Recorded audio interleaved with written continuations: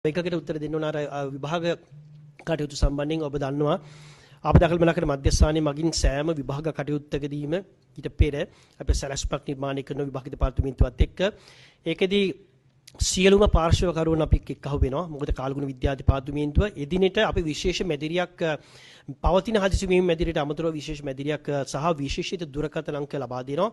ඒකම ත්‍රිවිධ හමුදා කණ්ඩායම් පොලිසිය අපි දැනුවත් කළා. ඒ ස්ථාන වල බෝට්ටු සහ ඒ අවශ්‍ය උපකරණ රඳවනවා. මම හිතන්නේ දිත්වයකට පෙර අපි ඒක කරා. ඒ නිසා ඒකෙදිත් අපිට ඒක ලොකු පහසුවක් වුණා. මෙවරත් එහෙමයි. මේ 9 වෙනිදා පවත්වන ශිෂ්‍යත්ව විභාගයත් 10 වෙනිදා පටන් ආරම්භ වෙන උසස් පෙළ විභාගයටත් අපේ සැලැස්ම ක්‍රියාත්මකයි. සාකච්ඡාවට කිහිපයක් තිබ්බා. දිස්ත්‍රික් 25ම දැනුවත් කරලා තින්නේ සියලුම පාර්ශ්වකරුවන් සම්බන්ධ වෙනවා.